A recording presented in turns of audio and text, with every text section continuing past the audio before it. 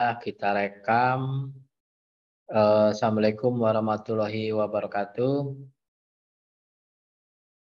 Waalaikumsalam warahmatullahi wabarakatuh.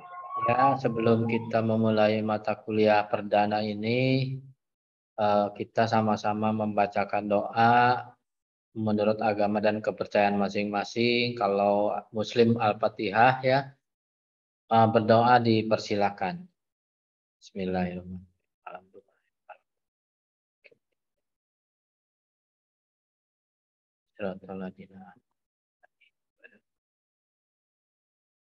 Baik, terima kasih.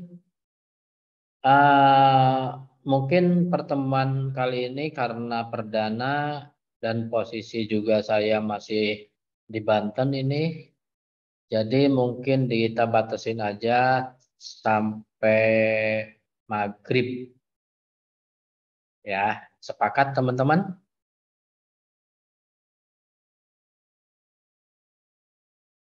Mana Iya suaranya? Pak, boleh Pak. Ya, baik. Boleh Pak. Ya, nanti mungkin untuk pertemuan ke depan sih sesuai dengan jadwal, ngelewatin maghrib dulu lalu lanjut lagi. Baik, kita materi kita kali ini di sini karena kita berbicara tentang ekspor impor bisnis manajemen, bisnis manajemen.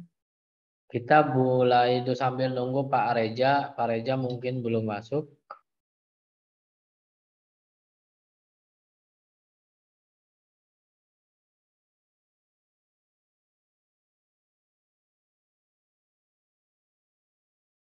Pak Reja belum masuk. Jadi saya duluin aja. Materi kali ini tentang ekspor impor manajemen bisnis, tapi kita lihat dulu dari manajemen bisnisnya ya. Manajemen bisnis, saya akan share di PPT-nya. Di sini ada.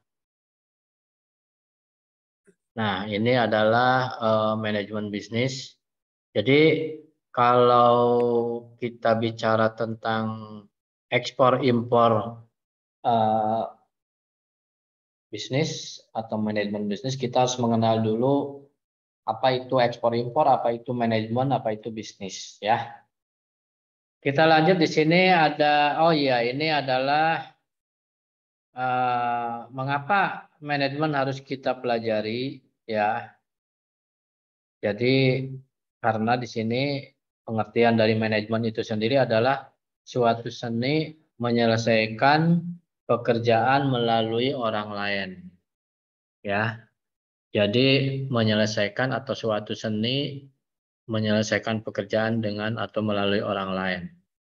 Maksudnya dalam suatu bisnis atau usaha atau kegiatan apapun, kalau dilakukan dengan satu atau dua orang lebih, udah bisa dikategorikan itu manajemen. Ya, ada manajemennya, ada yang dipimpin dan ada yang memimpin, yang memanage. Ya, di sini tolong kalau nanti di layar kelihatan ada Pak Prof. Reja, kasih tahu saya. Baik, kita lanjut di yang kedua bahwa di sini ada fungsi manajemen. Mungkin teman-teman ini semester 1 ya? Atau semester berapa? Ini sepertinya kebanyakan konversi ya Pak. Oh, konversi, oke, nggak apa-apa. Jadi kalaulah konversi. ya, kalaulah materinya sudah pernah didapat, anggap saja itu sebagai untuk mengingatkan, untuk remind teman-teman supaya tidak lupa. Tapi kalau belum ya nggak apa-apa. Ini adalah materi sebelum kita masuk ke bisnis. Jadi di sini ada fungsi manajemen itu ada terkenal dengan POAK, ya, ada yang POAK, ada yang ditambah dengan yang lain. Tapi yang umumnya yaitu POAK, ya. Yang pertama adalah adanya planning, ya. Kemudian adanya organizing, ada perencanaan, organisasi, activating atau action ya. Kemudian ada yang disebut dengan controlling. Ini adalah fungsi manajemen yang secara umum. Pasti teman-teman kalau belajar di ekonomi pasti ketemu ini, ya. Sehingga akan di sini ada anggota organisasi, ada bawahan, ada atasan, kemudian pada akhirnya akan mencapai suatu tujuan organisasi, ya. Tujuan organisasi itu apa? Bisa mencapai profit, bisa mencari keuntungan, bisa sukarela, ya. Itu tergantung dari tujuan atau perusahaan itu sendiri atau bisnis itu sendiri, ya. Kemudian di sini ada konsep bidang ekonomi ya yang berkaitan dengan bisnis atau manajemen di sini yang ada 6 konsep unsur dalam ini ya, unsur dalam perekonomian. Yang pertama adanya ekonomi sumber daya manusia. Ya, seperti yang teman-teman ketahui bahwa SDM di sini adalah sesuatu yang sangat penting dalam suatu organisasi.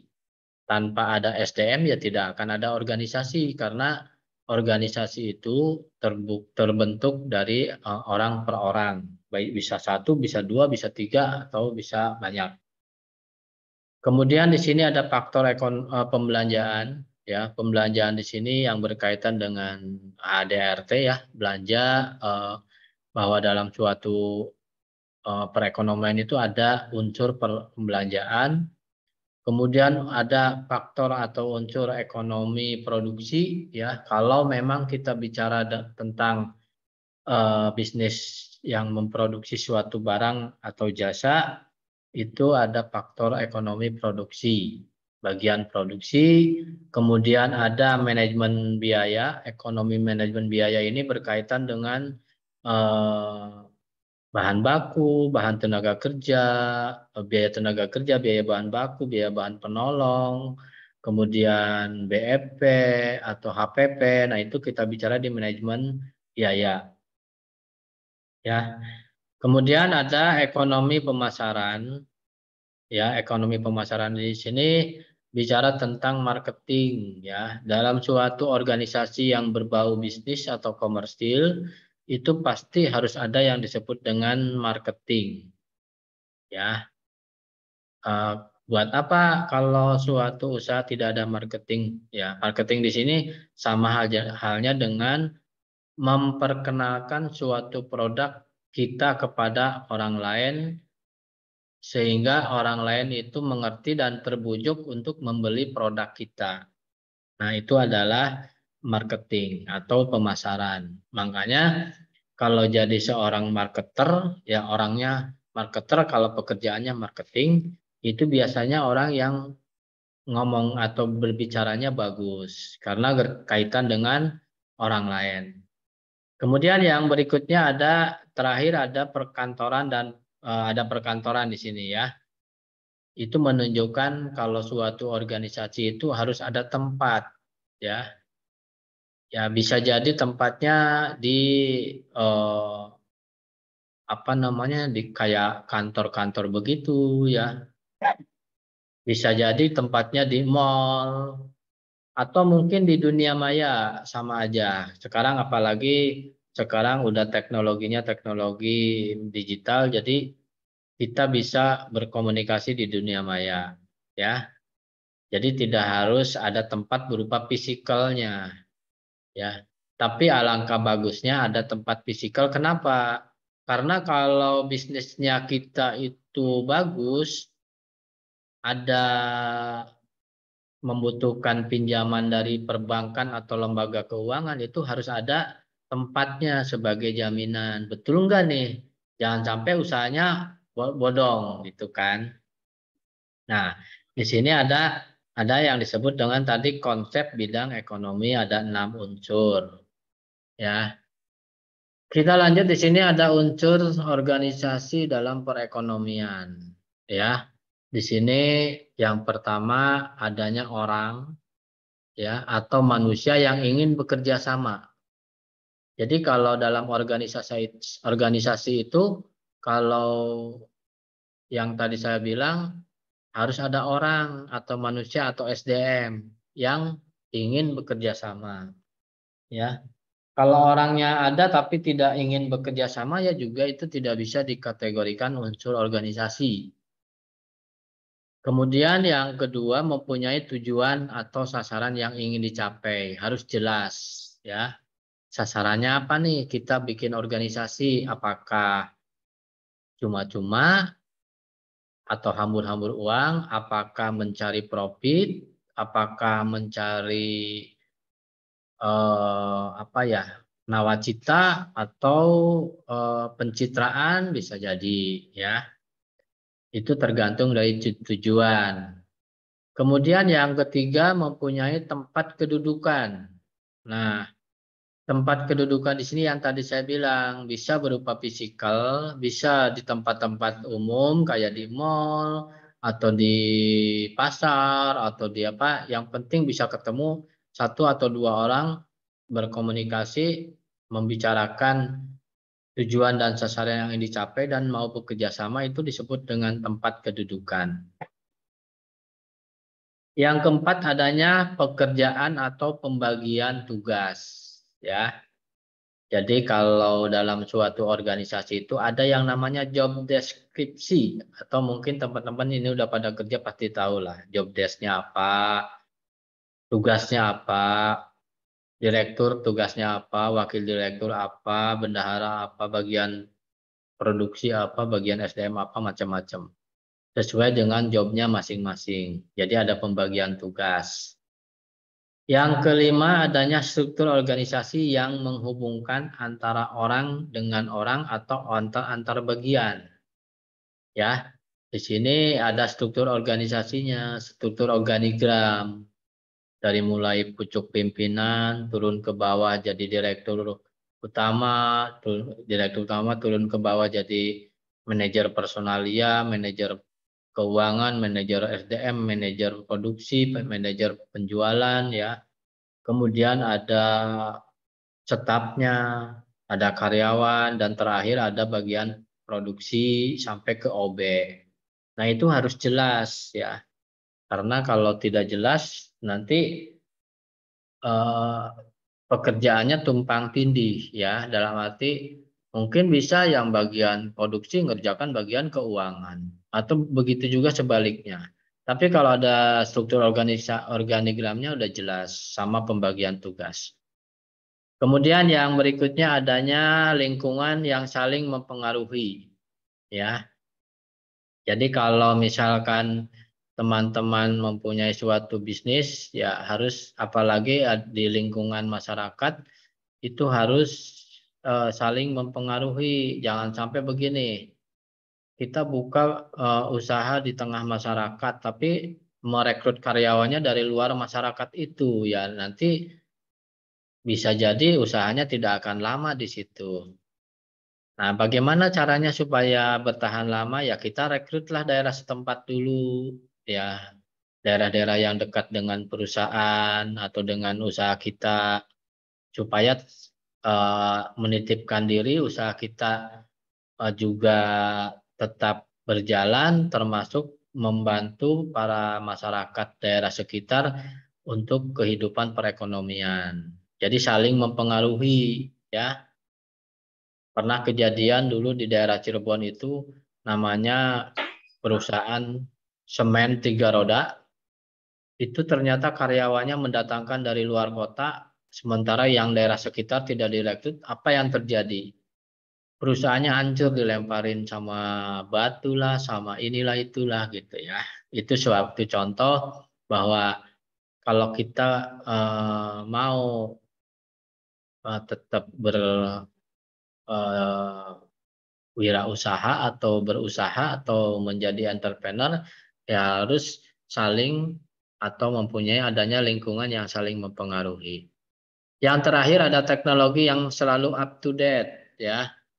Jadi jangan sampai kita ketinggalan kereta kalau bahasa eh, orang mana ya? Orang Tangerang aja deh orang saya ya. Jadi maksudnya kalau orang lain udah sampai pakai email, pakai apa ya, pakai media yang teknologinya bagus, ternyata perusahaan kita masih pakai faksimil, pakai surat, wah udah ketinggalan kereta ya. Jadi harus up to date terus. Termasuk kalau kita bidangnya bidang penjualan, ya harga harus selalu up to date. Makanya ada suatu usaha atau retail itu yang memang kerjaannya dia mencari atau informasi tentang harga. Ya, misalnya hari ini harga cabai keriting berapa sekilo. Nah, kenapa mesti mencari data itu? Karena itu suatu backup atau suatu standar buat kita menentukan harga. Jangan sampai harga yang kita itu lebih tinggi dari pasaran atau lebih rendah. Kalau lebih rendah bisa rugi, lebih tinggi bisa tidak laku. Ya, minimal sama lah gitu. Itu dari unsur perekonomian, ada yang ditanyakan dulu sebelum saya lanjutkan, silahkan.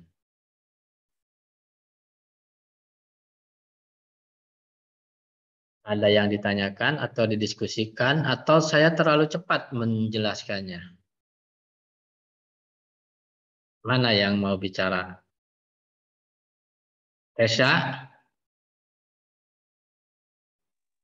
Wah, Tessanya lagi masih makan kayaknya dari tadi. Natalia, Lab. oh ada.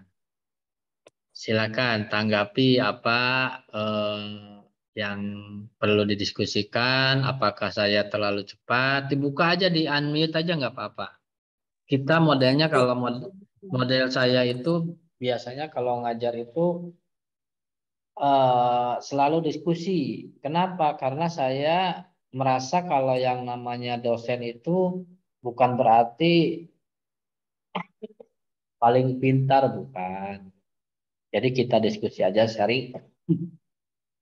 Kita sharing aja. Silakan. Ada yang ditanyakan atau ada yang disanggah atau ada yang didiskusikan atau ada yang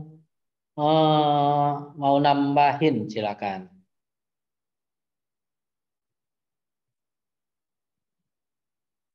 Oke tuh, saya masih di tempat yang tadi karena ini tadi sebetulnya saya ada rapat.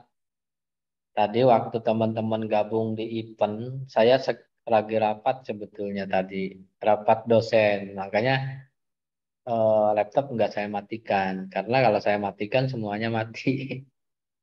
Silakan, ada yang ditanyakan sampai di sini sebelum dilanjut?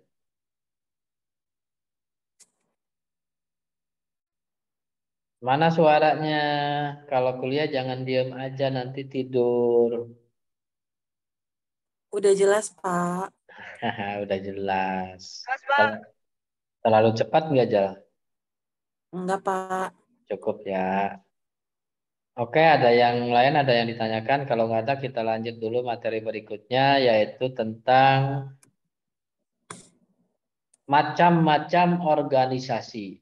Nah, macam-macam organisasi di sini, sorry, ini udah kelihatan belum? Belum, Pak. Belum di-share ya di sisi sayanya ya. Bentar-bentar. Macam-macam organisasi. Nah, ini macam-macam organisasi. Oke. Nah, di sini ada yang di satu organisasi berdasarkan proses pembentukannya. Ya, jadi dalam organisasi itu ada yang disebut dengan organisasi formal. Formal di sini didasari dengan tujuan tertentu dan diatur dengan ketentuan formal. Ya, jadi ada surat-suratnya jelas, ada ADART-nya, ada struktur organigramnya, tempatnya, kemudian apa namanya nomor telepon dan alamatnya jelas. Nah, itu formal. Kemudian ada juga yang non formal. Ya, yang non formal di sini ya tidak melakukan atau apa namanya izin-izin lah. Tapi legal-legal, jualan legal, cuman mungkin Kalau izin itu kan untuk organisasinya yang agak besar gitu. Kayak misalkan toko atau perusahaan, tapi kalau warung-warung kecil nggak usah lah gitu. Cukup laporan secara lisan aja ke RT RW atau perangkat desa setempat.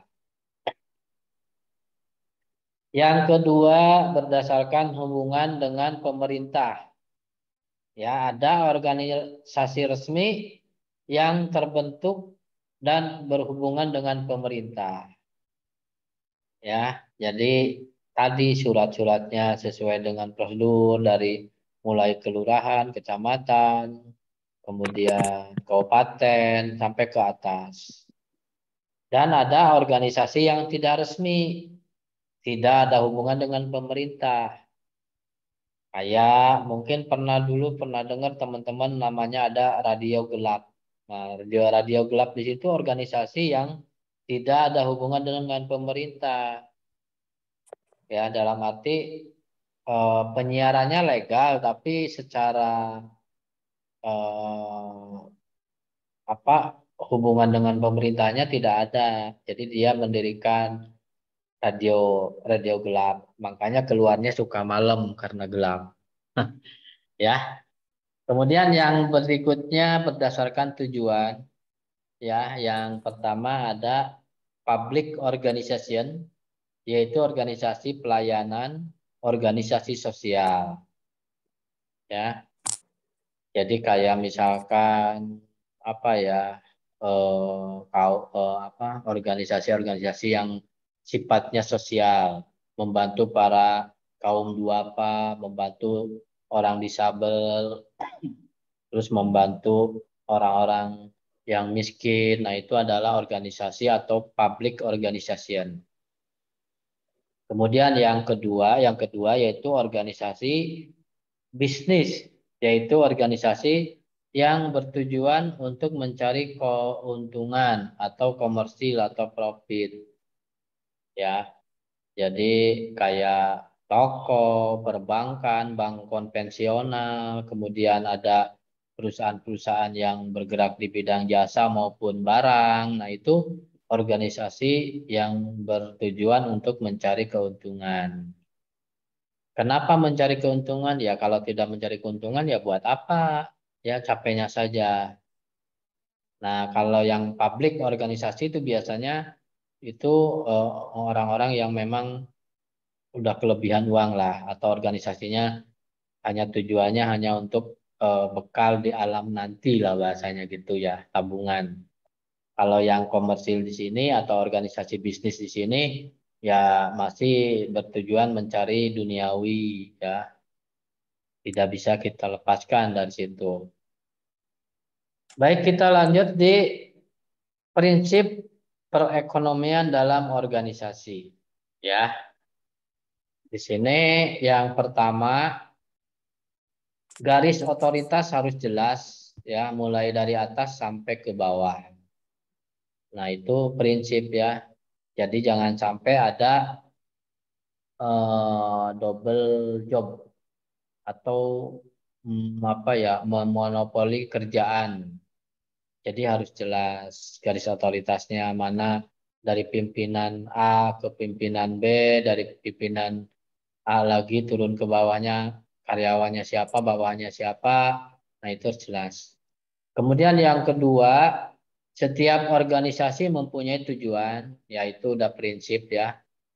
Baik itu tujuannya mencari komersil atau keuntungan, atau tujuannya untuk membantu atau sukarela ya. Kemudian yang ketiga, jumlah tingkatan otoritas harus dibuat seminimum mungkin. Ya, maksudnya jangan terlalu banyak orang. Kenapa? Karena dengan banyak orang ya otomatis jadi high cost. Ya, costnya tinggi kan, kalau kita memperkerjakan orang harus dibayar. Kalau memang kerjaan itu cukup dikerjakan satu orang, ya kenapa harus ada staff? Begitu maksudnya ya. Kecuali kalau perusahaannya sudah berkembang dan memang tidak tertangani oleh satu orang, barulah dibikin dua atau ada stafnya. Tetapi kalau masih tertangani oleh satu orang, ya sudah, berarti kan ada meminimumkan pengeluaran atau cost, ya. Yang keempat, di sini tidak seorang pun dalam organisasi yang diperintahkan oleh lebih dari satu supervisor. Ya, maksudnya tadi kaitan dengan nomor satu bahwa misalkan satu supervisor itu atau satu kepala bagian itu mempunyai staf 5 orang, ya. Jadi yang 5 orang itu kalau ada tugas ya ditugaskannya sama supervisor itu yang persis di atasnya dia. Yang supervisor yang lain yang mempunyai anak buah lagi tidak bisa, misalkan supervisor A anak buahnya 1, 2, 3, 4 misalkan, ya supervisor B 5, 6, 7, 8. Nah, yang supervisor B itu nyuruh yang nomor 1, nomor 2 nggak bisa. Itu udah melanggar, ya. Jadi eh, harus ada pemisahan. Kemudian yang berikutnya yaitu pembatasan dalam jumlah orang yang diawasi, ya. Maksudnya kalau terlalu banyak juga itu nggak bagus, ya.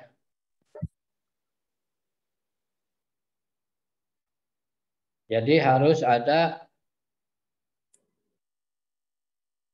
bentar saya ini ada dulu ini.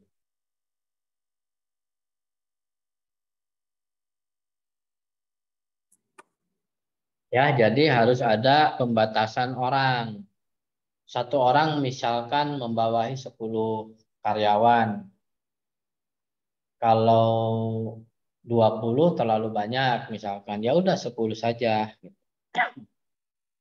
Kemudian yang keenam bahwa dalam prinsip perekonomian dalam organisasi di sini, struktur organisasinya harus fleksibel. Maksudnya kalau fleksibel di sini tidak permanen. Maksudnya kalau ada pergantian itu bisa bisa saja terjadi, misalnya bagian bendaharanya misalkan cuti melahirkan. Nah, itu otomatis kan dari, kalau punya staf ya stafnya yang jadi PJS. Kalau dari tidak ada staf ya mungkin bisa pimpinan yang di atasnya dia yang menghandle kerjaan itu.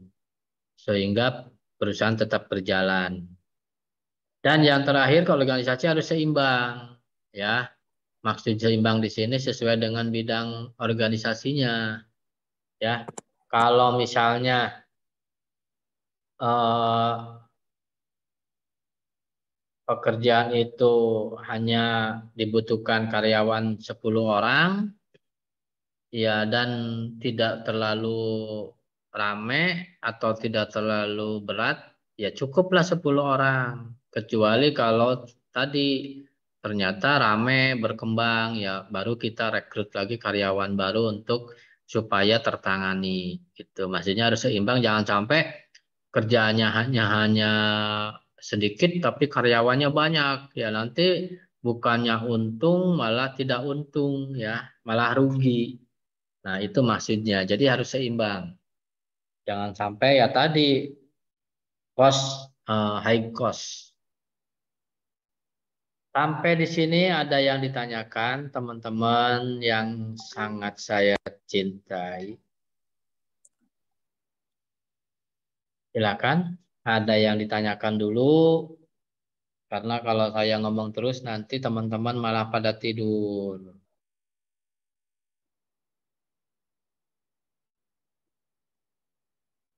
Bisa dibuka kameranya sebentar aja, mau di screenshot buat laporan ke Pak Reja. Kalau boleh. Nah, kan kelihatan belum mandinya. Tuh, Angel juga udah, Suharyani, terus siapa, Tesya, kemudian Rida, terus siapa lagi nih? Jakia, namanya bagus-bagus ya. Kalau zaman dulu saya masih muda namanya jelek-jelek. Siapa nih? Natalia, terus siapa lagi? Raquel, mau dibuka nggak kamera? Nur Hopipa. Oke, kita screenshot dulu buat supaya teman-teman untuk absensi ke Pak Reja. 1, 2, lihat sini. 1, 2, 3.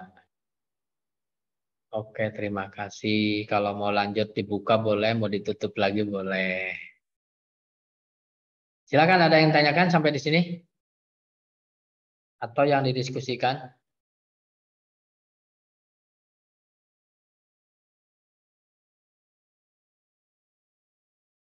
Sebelum kita lanjut ke materi berikutnya. Masih ada waktu sampai maghrib lah. Jam berapa ya di sini maghrib? Jam 5.50.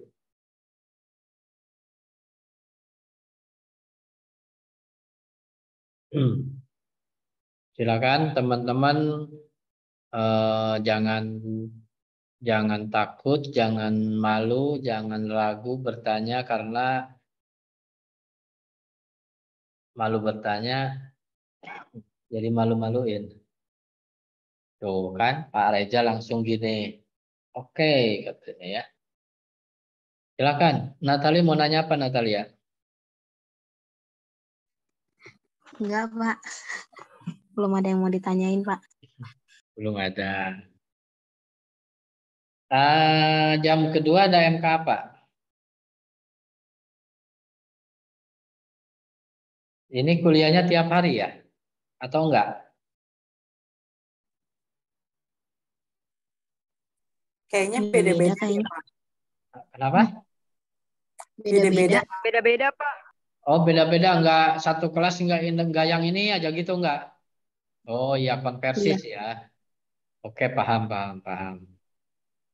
Oke, enggak apa-apa. Kita lanjut beberapa slide lagi. Sorry, saya lagi batuk terus. Ini efek kurang jalan-jalan jadi batuk terus ya. Kita lanjut lagi ke beberapa materi lagi di sini tentang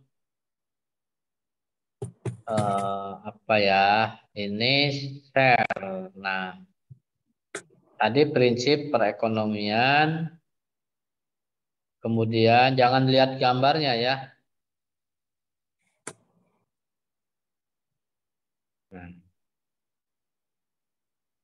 Nah, di sini ada apa nih tulisannya? Nggak kelihatan, Pak. Tuh, kelihatan nggak? Struktur organisasi. Struktur organisasi dalam bentuk diagram. Jadi kalau di struktur organisasi di sini tadi ada yang disebut dengan organisasi lini. Ya, organisasi lini di sini ya dari kata-kata lini aja udah jelas line atau garis. Jadi ada manajer, kemudian di bawahnya manajer ada manajer personalia, ada manajer produksi, ada manajer pemasaran, ada manajer keuangan. Masing-masing manajer ini mempunyai karyawan dan staf. Karyawan, karyawan, karyawan. Ada yang 2, ada yang 3, ada yang 4, tergantung dari kepentingan dalam suatu organisasi itu sendiri. Ya. Nah, di sini ada yang disebut dengan kebaikan dan keburukannya. Ya. Kalau organisasi lini di sini atau lain organisasian di sini, kebaikannya hubungan antara atasan dan bawahan bersifat langsung. Ya karena tadi sedikit ya. Jadi kadang-kadang orang yang punya ikut campur, ribetin lah. Ya. Nah ini yang kedua jumlah karyawan relatif sedikit sehingga struktur organisasinya sederhana. Nah ini kebaikan juga. Kemudian masing-masing kepala unit bertanggung jawab penuh atas segala bidang tugasnya. Job desk-nya, tingkat organisasinya kecil, dan yang terakhir pucuk pimpinan biasanya dipegang oleh pemilik perusahaan atau spesialisasinya belum terlalu tinggi. Biasanya kalau organisasi lini di sini ya Yang punya itu, yang pimpinan itu, yang belanja itu, yang ngurus karyawannya, anaknya, yang bendara istrinya gitu kan. Itu organisasi lini, ya. Ada juga keburukannya di sini. Keburukannya yaitu terlalu tergantung pada satu orang atasan tadi. Jadi kalau ada masalah apa lari ke atasan. Masalah apa lari ke atasan ya. Di sini ada masalah ke atasan. Di sini ada masalah wah, atasan di sini manajer pusing yang ada ya. Yang kedua ada kecenderungan pimpinan untuk bertindak otokrasi. Ya karena tadi merasa eh, dia langsung otokrasi jadi seenaknya sendiri ke sini ya. Kemudian yang berikutnya perkembangan kesempatan karyawan terbatas. Jadi kalau ada kayak seminar atau ada yang berkaitan dengan perusahaan itu yang hadir selalu keluarganya. Itu kalau nggak pimpinannya ya wakilnya, kalau nggak wakilnya bendaranya ya. Pokoknya satu itulah. Jarang dikasih kesempatan buat karyawan yang lain. Itu adalah keburukannya. Kemudian yang kedua, ada bentuk organisasi dalam bentuk diagram, lini dan staf. Ya, di sini ada yang disebut dengan manajer, ada yang disebut dengan manajer, kemudian,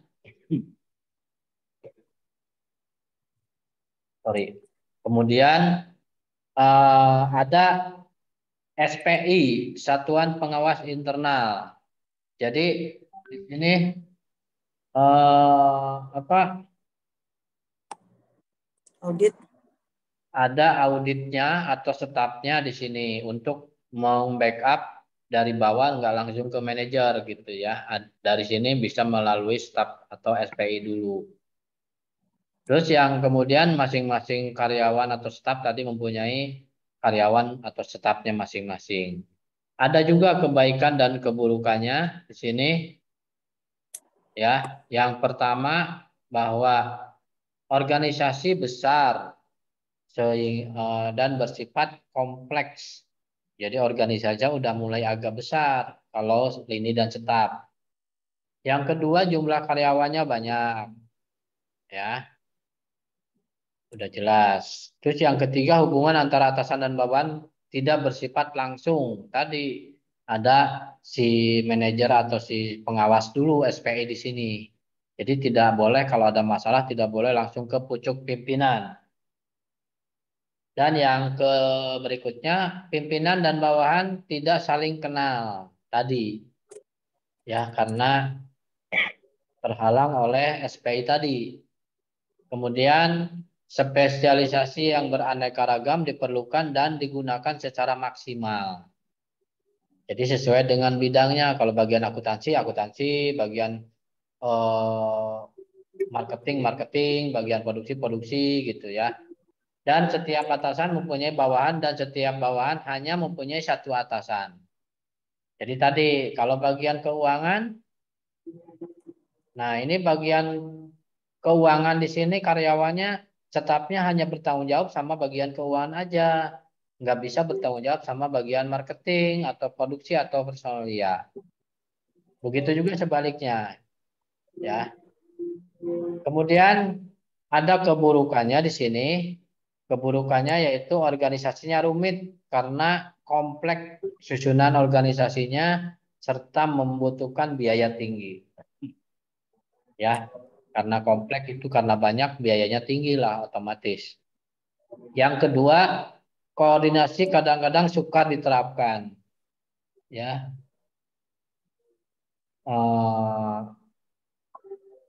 karena terlalu banyak. Kemudian solidaritas sesama karyawan kurang karena jumlah karyawannya terlalu banyak atau banyak tidak saling kenal. Itu, jadi itu kekurangan atau keburukan organisasi lini dan staf. Baik, kita satu lagi ini organisasi fungsional ya sama. Ada manajer, ada stafnya atau SPI, kemudian ada para manajer di sini dan karyawan. Nah, karyawan di sini bisa disuruh sama siapapun. Jadi bagian keuangan nyuruh si A, bagian marketing nyuruh si A, personalia nyuruh si A. Nah, itu bisa. Ini lebih rumit, ada kebaikan keburukannya juga. Nah, di sini kebaikannya yaitu pembagian tugasnya jelas, ya. Kemudian spesialisasi karyawan dapat dikembangkan dan digunakan semaksimal mungkin. Ya, masing-masing fungsi dipegang oleh orang yang ahli dalam bidangnya tadi. Jadi sesuai dengan bidang ilmunya. Sedangkan keburukannya tidak ada kesatuan perintah karena karyawan dapat menerima perintah dari beberapa atasan yang sama-sama memiliki kekuasaan. Tadi, ya. Jadi si ini bisa nyuruh si A, ini bisa nyuruh si A, ini bisa nyuruh si A, ya. Dan yang terakhir, karyawan yang merasa lebih ahli atau telah ahli dalam bidangnya sulit bekerja sama karena merasa bidang spesialisasinya lah yang terpenting. Di sini ada, wah saya ini orang marketing, saya paling berkuasa di sini karena tanpa marketing perusahaan tidak akan jalan misalnya. Nah, begitu juga bagian keuangan. Saya kan orang akuntansi, nggak bisa ngebantuin orang personalia misalkan. Itu adalah kekurangannya untuk organisasi fungsional. Mungkin sampai di sini, sampai slide keberapa kita masih banyak. Sambung aja ke materi berikutnya nanti minggu depan atau minggu yang akan datangnya lah. Gitu. Siapa yang akan bertanya, siapa yang akan tanggapi, dan siapa yang mau nambahin silakan. Sebelum kita berakhir di jam 15.55 karena udah di sini udah ada mau adzan maghrib. Silakan, ada yang ditanyakan, teman-teman. Kita bisa dapat materinya nggak, Pak? Materi nanti sama saya di-share di grup, ya. Oke, Pak. Makasih. Kalau pengen tahu rekamannya, nanti saya masukin ke YouTube. Ya. Kenapa saya masukin ke YouTube? Karena kalau saya simpen di laptop nanti banyak makan tempat. Jadi saya masukin di YouTube aja. Teman-teman nanti bisa nonton rekaman dari kuliah hari ini. Itu ada yang ditanyakan? Saya stop dulu.